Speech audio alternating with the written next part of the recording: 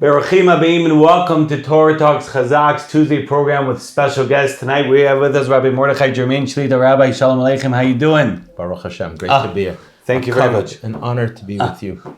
Honor all ours. The Rabbi has been doing so much for our community for all these years, and it goes back to your fathers. That's our blessed memory, and that's tonight's Torah Talk, which is the life and legacy of Rabbi Avner, Jermaine of blessed memory. And before we discuss your father, if you could give our audience a little bit of background about yourself, Rabbi, and the great work you're involved with, and Ber Hagola and the whole nine yards. Okay. I went to high school. I went to Chaim Berlin, which is where my father actually is an alumnus of Chaim Berlin. Oh, wow. And then when I graduated from Chaim Berlin, I went to Beis Medrash in Passaic by my Rebbe, Rabbi Meir Stern Shlita. May he live and be well. And I basically stayed there for maybe 15, 20 years. I had a short little stint in Eretz Yisrael where I learned in Brisk, but then I came back, and in Kolel I was in Passaic. Ultimately, from there, when Rabbi Meir Stern opened the Masifta in Passaic, so I became a Maggid Shir there in the Masifta, and I was there for almost 19 years until my father passed away, and I went on into his shul and into the yeshiva Ber Hagola. Amazing, unbelievable. So the life and legacy of your father, I had the zechut to get to know him a little bit before my being more active in the community. Can you please tell us a little bit more about Rabbi Avner Jermaine? That's all. Sure. My father grew up in Minnesota, St. Paul, Minnesota. Now, he grew up in a home where he would wake up in the middle of the night to see his father sitting and learning. Oh wow! So yeah, from they were from, but not just but my grandfather was somebody who sat and learned. A Rav? He wasn't a Rav. He was a sheikhet, but he was a big Talmud Chacham, a butcher. Yes, a big Talmud Chacham, and he grew up in an area of extreme poverty. My father. He used to tell us that he was not allowed to wear his shoes in the summer because you saved your shoes for the winter. Wow. Poverty. He himself, although my father was from birth and very religious from birth, but there was no yeshiva in Minnesota. So he himself went to public school. Really? As a young boy. Yes, he went to public school. Rabbi Jermaine. Rabbi Jermaine. Kids from public schools. Interesting. Yes, he himself went to public school. But back to the poverty, my grandmother, his mother, had a grocery store. And she supported the family with a grocery store. And when he left the school in the morning, there were days there was no breakfast. She would come to the public school with the leftover milk that she didn't sell in the yeshiva, in the grocery, and she'd bring him a cup of milk. And that's so he grew up quite poor. There wasn't a yeshiva option with her in Houston. No, there was no yeshiva option. There was an after public school, after public school learning. Chazaq. Like Chazaq, that's right. But this was back in Minnesota. And that's what he went to till he was 12 years old. At 12, his parents wanted him to go to yeshiva. They sent him to New York at 12 years old. 12-year-old boy, all by himself. All by himself. Put him on the train. Off to New York. He learned in Torah V'das for 2 years, and then he went to Chaim Berlin, and he stayed there until he went to Kollel, until ultimately he opened his shul in East New York. East New York. That's Not Starrett City. No. Okay, there was no Starrett City then. Starrett City was a farm back then. Yes. Interesting. Yes. Wow. Yes. Starrett City was a farm. So he opened his shul in East New York, and his shul was extremely successful. At one point, the shul, which was known as Bnei Israel, he had 500 children in his Talmud Torah, like what Chazaq does. So he had a Talmud Torah for children went to public school in the morning. 500 children. They had baseball leagues, and from that Talmud Torah, many boys went on to regular yeshiva. Wow. Yeah. Unbelievable. He was doing kiruv before anybody was doing it. Before Chabad did it. Before anybody did it. Unbelievable. He really was. I think he was the first in the United States to do kiruv. So that made it an automatic, to run to with understand a yeshiva to run a kiruv yeshiva. That's how it all happened. You mean Ber Hagola to run? So because of his experience, yes, when Ber Hagola opened up, so naturally all the biggest rabbis with understand opened the yeshiva. Yes, the Gedolei Yisrael were involved, like Rabbi Belsky and Rav Yaakov Kamenetsky. The Gedolei Yisrael were involved in opening up Ber Hagola, and then my father, naturally, they invited my father in. In the beginning, he was just on the Vada Chinuch, and then ultimately he became the dean of the school. Unbelievable! Wow. And if you would have to say one quality that you remember of your father? I'm sure there were many, but one that sticks out, what would it be, Rabbi Jimmy? So yeah, there are many, but if I had to pick one, I'll tell you what I'll pick. And what's unique and interesting to me about this quality is that his yahrzeit every year, which is coming up, this Friday is yahrzeit, but we know the yahrzeit starts the Shabbat before, the Shabbos before, which is Parshas Yisro, Parshat Yitro. And there was a certain vort, there was a Dvar Torah that he would say almost at every occasion. And he would say, this is the flag of the family. At every occasion he would say this. And it's incredible that it's in this Parsha, This is Parsha yahrzeit. which is his yahrzeit. And he always told it to us. And he said like this. It starts really with the Ger Rebbe who was talking to his grandson. And he asked his grandson, tell me, what did you learn today in the yeshiva? And his grandson said, we learned the pasuk in Parshat Yitro, which talks about the Jewish people coming to Har Sinai to get the Torah. And it says in the pasuk, Vayichan Sham Yisrael neged Har. The Jewish nation encamped opposite the mountain. And he translated the pasuk. They stood facing the mountain, ready to receive the Torah. And this is what the Ger Rebbe's grandson, as a young boy, told his grandfather. So his grandfather said, your Rebbe in the yeshiva that taught it to you left something out. Yes, the Jewish people was sitting facing the mountain, ready to accept the Torah. But there's another part to that. Their backs, where were their backs? Their backs were to the world. In order to really accept the Torah, there's another half to it. You have to be prepared to say no to the nonsense of the world. Wow. Beautiful. I love it. Two parts to Kabbalat HaTorah. Two parts to accepting the Torah. You're eagerly looking at the Torah, you want it, but you're also prepared to give up what the world has to offer. What a beautiful Chidush insight. Love it. Very powerful and so apropos to what's going on to the world right now. So many of our youth are looking the wrong way. Yeah. And and that's exactly what your father's legacy was. Yeah. He brought people towards Kabbalat Torah. So that would be one quality that you would say your father's Zatzal. He really lived this, not being impressed by what the world has to offer. No. And of course, we need the world, and we need what the world has, but always to help us in our relationship to Torah, but not as an end in and of itself. And he fought for it. And when he was growing up, when he first started as a rabbi, the landscape didn't look like it looks today with so many religious Jews. And at that time, really, conservatism, reformism was really on the up. Right. And orthodoxy was really something of the past. And this is what he would stand up and say. We don't have to worry about what the world says. We don't have to worry about what's popular. We have to do what we believe. He always talked about this, and he always talked about dancing and marching to the tune of a different drum. Over and over. To march to the tune of a different drum. We have our own drum. We don't listen to their music. We don't have to dance their dance. Walk your walk. Be faithful to who you are and to what you believe. He preached it, but he lived it. He breathed it. And in the house, we grew up like this. It was so rich. Your father was known as a leader in the community, the head of Beragola, had the shul, but how was it at home? We knew that he loved us more than anything. I knew I meant everything to him. I knew I meant absolutely everything to him. No doubt about it. It's not like I thought that his students were more precious than me. Absolutely not. Each and every one of us. And he did demand greatness from all of us.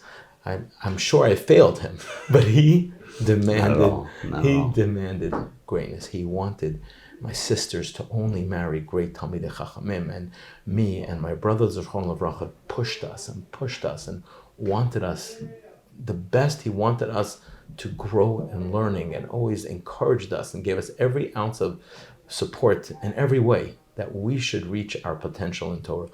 And how are the siblings today? Where I'm saying they're... Baruch Hashem, so my brother passed away recently, but he had a tremendous following, many students in Yerushalayim and a yeshiva called Kesher, also bringing people close to Hashem. And My sisters all married Talmidei Chachamim. They're just about all of them themselves in education, and Amazing. all their husbands are Baruch Hashem, Talmidei Chachamim and Everyone educators. following the path of, Yes. your father, Zatzal. That's very inspiring. So the rabbi, along with your father of blessed memory, you're involved with chinuch. If you could maybe give us a little bit of an insight, maybe some sort of a chiddush, some sort of a something, today, chinuch parenting, it's not as simple as it used to be. At least that's what they say. If you could give us some inspiration on the topic from them. Yeah, I'll share with you something I actually said at orientation in Baragola. We, beginning of the school year, we bring all the parents in and we want them to meet the teachers at the start of the year, not at parent teachers conference later. Very but smart. Right at the very beginning, meet us, meet the teachers, and the teachers had an opportunity to present to the parents what they're going to be doing with their child this year. But the program opened up where I addressed the entire parent body. So I shared with them at that time two thoughts, and I think they're both extremely valuable in chinuch. One is, as a parent, you need to understand what your child means to you. Many times we don't realize how important our child is to us. If someone would say to a parent, if I would give you $5 million, would you be willing to give away your child? There isn't a normal, sane parent that would say yes. But yet, even though our child is so priceless to us, during our day-to-day life, do we really live like that? How much time do we spend with our children? And how much time do we spend with the other stuff?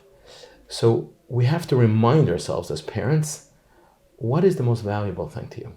When you're going to be sitting at your 80th birthday, what do you want your children to get up and say? You want them to say he was a multimillionaire, drove beautiful cars, lived a luxurious life. What do you want your son to say? He cared about me. He gave time to me. What do you value? Now, most of us, almost all of us, of course, will say our children are our number one value. But yet we forget it. We forget it. We forget it. That was one thought. And the other thought was really sort of a little bit of a different message, and that is, we don't realize and we underestimate how much we mean to our children. We think many times that our child doesn't care what we say. And if he's gonna ask me and I'm gonna say no, he's gonna ignore me. I don't mean that much to him, and that's a big mistake. It's a big mistake. Even if your child argues with you, you have to understand your no is tremendous to your child. You have to have the courage and the strength to say no. You need to be able to say no. One of my mentors is a Jew by the name of Rabbi Hirth, Zichron Lebracha. He passed away a little while ago. He always used to tell over a story about his mother. So when he was growing up, him and his, when his parents were growing up, a story about his grandmother, and when his parents were growing up, so it was rough times in the United States then. Making a parnasa, earning a living, was very difficult. Not easy. Not working on Shabbat was impossible. They had to constantly get new jobs or something. Constantly get a new job. You couldn't find work if you weren't willing to work on Shabbos, on Shabbat. So this man, my Rabbi Hirth, his grandmother was struggling with this. She was a religious Jew, and her children were young American boys growing up, and their grandmother was old-fashioned, and it came a time where they really couldn't find work, and they were really upset that their mother wasn't letting them work on Shabbos, and they finally said, "Mom, we got an amazing job. We got a job where we can go to work on Shabbos, but we're not going to really have to drive a car. It's walking distance. We're just going to be in the back, moving boxes around, and it's really not, desecrating mamash the Shabbat." And she said to them, "My dear son, candlelighting this week is 4:18. You'll come home by 4:18. If you don't come home." Wow. She said no. She said no. They came home. Children really care when their mother or father puts their foot down. And not only do they care, They want to hear it even sometimes. They don't want always a yes. They want no. They want to hear it. They need to hear it. But you as a parent have to know you have that power. You have the power to say no. And they'll listen. They're sitting at the dinner table and they're on their cell phone. You could say no. Put it away. You have the power to say no, and you have to say no. Powerful, 100%. And sometimes they don't feel so happy about hearing the no, but after a certain amount of time, they'll get used to it. You know, it is what it is. Family time, phones away, eating together, enjoying 100%. Wow, very powerful message, Rabbi Jermaine Shida. And if I know we didn't discuss this or anything, but I have a tremendous amount of hakarat tov appreciation to the yeshiva Ber Hagala. Now, I didn't go there, but I know one thing, that thousands of families from our communities have been going there and have been there. And I'll never forget how when Chazaq started a whole yeshiva placement division, getting kids that come to the after school programs into yeshiva, a yeshiva that really welcomed open arms, was Yeshiva Ber Hagala, Baruch Hashem, hundreds of kids. And Chazai Hashem, it's been growing. I've seen it. I was invited to the dinner recently and I saw the amount of parents. It's just such nachat, such pleasure. Without understand, I heard, correct me if I'm wrong, there's some sort of a campaign. And if the rabbi could just touch upon that. Again, this is not planned, but Rabbi. Yeah, we do something called a crowdfunding campaign, which is it's getting a lot of people involved, and our goal is to get our parents and our staff and everybody, alumni, to reach out to people that they know, really to get everybody involved. Crowdfunding, and Baruch Hashem, last year we had over 2,000 donors. That's amazing. That's unbelievable. So it's really to let everybody know what Ber Hagala does, which is in essence continuing the legacy of your father's Zatzal. The name on the building, what is it again? Or Avner? Near Avner, and to continue the legacy of your Holy Father, which we heard a little bit about. And Rabbi, we have a minhag, we have a custom in Torah Talk, which is a final message. One final message. We heard beautiful gems. A final message. Okay. I'd like to share with you a story. Oh, we love stories. A story that I just saw, which I think it really resonated with me, and I hope it'll resonate with the community. There was a great man by the name of Rav Noach Weinberg. I'm sure you've all heard of him. Yeah. Torah. Anyhow, Rav Noach Weinberg was a man who reached thousands of people, unaffiliated Jews, and he had an incredible impact on so many Jewish people. Anyhow, a young man who's unaffiliated comes into his office one day and he says, "Rabbi, I have a problem. I have a question. You're a rabbi. What are you going to say to this story? My sister and her friend were in the United States. They were on a trip in the south part of the United States. They got into a car accident. And my sister came out okay, but her friend was terribly burnt. And they end up in some hospital, in the south. And a minister comes into the room and he sees her in so much pain from her burns. And he says to her, just say you believe in Jesus and I'm telling you, you'll be fine. The girl says, I'm a Jewish girl, nah. He comes back again and again, and finally one day she was in so much pain and it was a moment of weakness, and she said, I believe. Jewish girl said, I believe in Jesus. And that night she thinks she felt better. And this is what the minister said, that if you say you believe in Jesus, feel better. You'll feel better. And she thinks she felt better that night, So this young man turns to the rabbi and says, my sister called me and said, explain this story to me. How could it be? She said she believes in Jesus and she thinks she feels better. So, Rabbi, explain.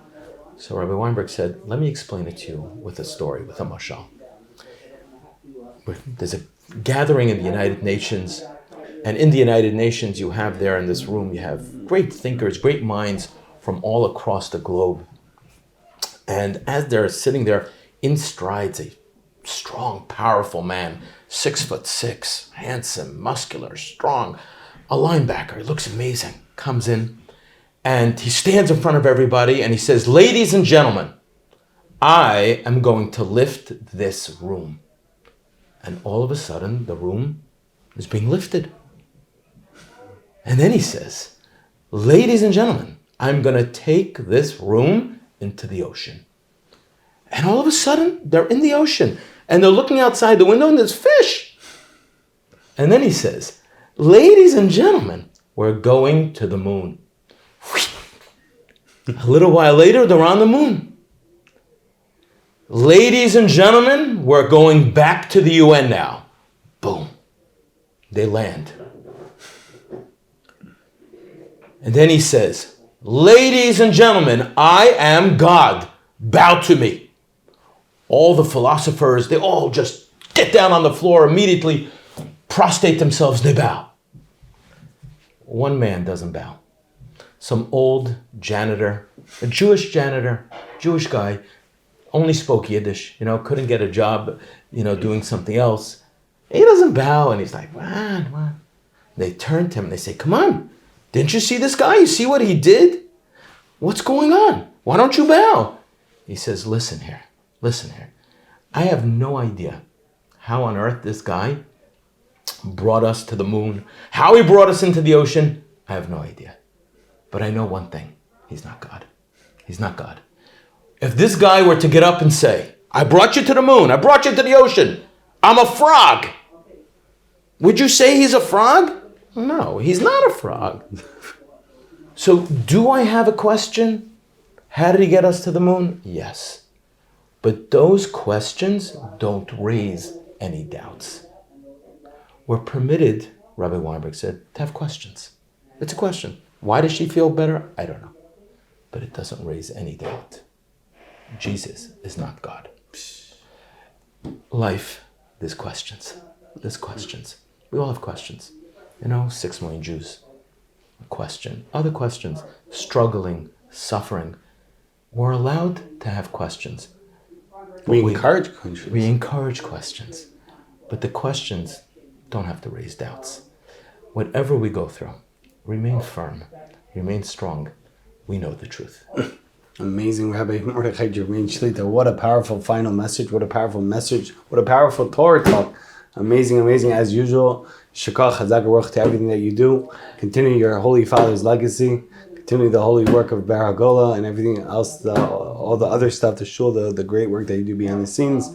And Michael Chayev from strength to strength. Amen. But Rabbi Yaniv, this thank you goes to you. You, Chazaq, amazing the work you and your brother and the entire Chazaq organization.